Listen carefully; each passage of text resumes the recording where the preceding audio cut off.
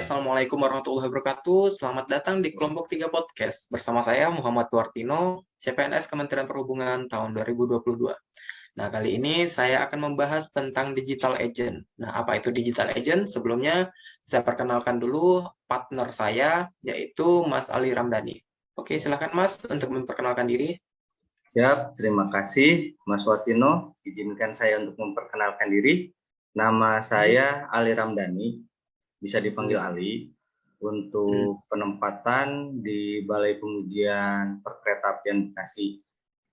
Saya juga merupakan peserta LASAR CPNS Kementerian Perhubungan tahun 2022. Oke, Mas. Oke, baik. Oke, untuk selanjutnya sebelum kita ngebahas apa itu digital agents dan lain sebagainya, ada baiknya kita lihat video ini dulu ya Mas ya. Bapak Ibu yang saya hormati, pembangunan konektivitas digital dan talent digital telah diupayakan pemerintah melalui berbagai program. Penyediaan kapasitas satelit multifungsi pemerintah, Satria. Pembangunan menara-menara BTS. Program Digital Talent Scholarship dan Gerakan Nasional Literasi Digital. Terima kasih.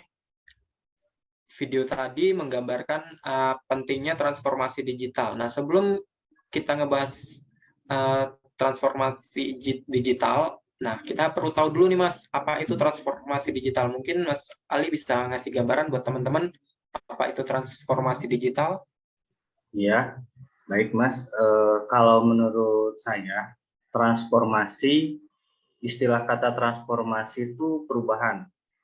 Dikaitkan dengan kata digital, berarti kalau menurut hemat saya itu perubahan dari proses yang awalnya menggunakan analog, menggunakan proses digital dengan memanfaatkan teknologi. Seperti kalau saya boleh kasih contoh, kalau untuk sebelum-sebelumnya mungkin kita kalau melakukan kegiatan administrasi persuratan itu secara manual ya Mas ya. Jadi kita nulis suratnya, kemudian mengirimnya lewat jasa pengiriman seperti Pos Indonesia, otomatis itu membutuhkan waktu dan proses yang lumayan lama lah. Nah, untuk sekarang ini kita sudah mengenal dengan adanya istilah e-letter. Nah, sehingga proses tersebut bisa dipangkas, Mas. Jadi waktunya lebih efisien, efektif, dan informasi juga langsung bisa diterima oleh yang kita maksud. Oke, e-letter ya. Kalau biasa kita dengar itu sama email ya Mas ya? Ya, betul. Ya, berarti transformasi digital itu digitalisasi informasi ya Mas ya? Iya. Kalau dulu kan kita bisa dari ngirim surat sampai menerima surat itu bisa berminggu bahkan berbulan-bulan. Kalau sekarang bisa langsung real time gitu. Ya, ini sejalan dengan esensi dari teknologi yaitu timeless dan transparan itu ya Mas ya? Seperti yang Bapak Sugiharjo kemarin bahas gitu. Oke, untuk transformasi digital, untuk selanjutnya Mas, tadi juga ada ngebahas tentang digital talent. Nah, digital talent itu sebenarnya apa ya Mas ya?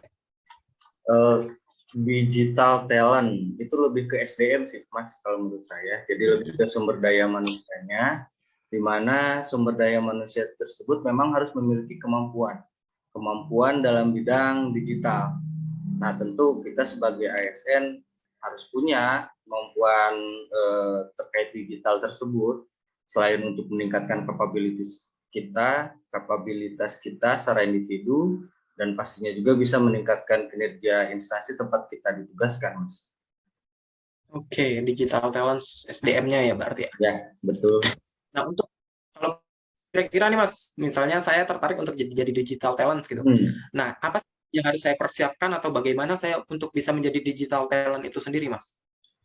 Untuk menjadi digital talent, kita harus memiliki kemampuan, Mas. Kalau menurut yang disampaikan oleh Pak Sugiharjo kemarin, jadi ada beberapa kemampuan digital yang memang kita harus pahami dan miliki gitu. Diantaranya seperti digital skill, digital etnik, digital culture, dan Nah, itu digital. saya pengen tahu sih Mas, manfaat bagi kita sebagai digital talent gitu untuk kita sendiri pada khususnya dan umumnya untuk institusi kita gitu. Nah, kalau manfaat, kalau menurut saya pasti sangat banyak ya Mas ya. Selain kita jadi memiliki kemampuan yang mumpuni di bidang digital. Seperti halnya kalau kita memerlukan informasi, karena kita punya kemampuan digital tersebut, kita bisa mencari informasi dengan mudah. Gitu. Kemudian seperti kita sedang membuat jurnal atau penelitian, kita bisa mencari literasi-literasi. Sekarang kan zamannya e-book ya Mas ya. Jadi Iya, istilahnya, benar. jadi istilahnya terkait literasi kita nggak terlalu repot seperti zaman dulu, harus ke perpustakaan, harus kemana Iya. gitu. Kalau sekarang cukup dari handphone atau dari dari PC, laptop, kita sudah bisa mengakses informasi-informasi tersebut. Nah, itu kurang lebih kalau menurut saya terkait keuntungan yang bisa kita dapatkan secara individu gitu. Jadi meningkatkan kapabilitas kita lah. Kemudian kalau untuk kaitannya dengan instansi, dengan individu yang berkapabilitas, tentu kinerja instansi juga akan lebih meningkat kalau menurut saya gitu. Kurang lebih seperti itu sih Mas, kalau menurut pandangan saya seperti itu. Oke, terima kasih Mas Ali Ramdhani. Mungkin kalau bisa saya tarik kesimpulan yang bisa kita ambil dari diskusi ini, transformasi digital itu hal yang penting dan tidak bisa kita hindarkan ya Mas ya. Ya, Karena betul. kita berada di zaman sekarang ini, kalau kita meninggalkan transformasi digital itu kita bakalan kalah sama anak-anak yang di bawah gitu. Jadi mau nggak mau, bisa nggak bisa, kita harus tetap mengikuti itu begitu ya Ya, Mas, betul. bekerja ya Mas ya. Ya, betul. Kemudian untuk closing statement bisa diberikan Mas Ali untuk teman-teman kita yang menonton ini. Oke, mungkin yang pertama tuh motivasi dari saya tuh jangan pernah malas belajar Mas. Karena Benar. kaitannya dengan perkembangan teknologi ini menuntut kita untuk memiliki kemauan untuk belajar dan Ya. menyesuaikan dengan kultur sekarang gitu. Jadi setelah kita memiliki kemampuan di bidang digital tersebut, ya tentu bisa kita bilang kalau dunia itu sudah ada di genggaman kita gitu. Oke, Mas. Oke. Berarti sekarang dunia dalam genggaman ya Mas ya semuanya. Ya, Pokoknya betul. semuanya itu bisa kita akses di tangan kita gitu ya. Ya, betul Mas. Oke, terima kasih untuk waktunya Mas Ali Ya, Ramdhani.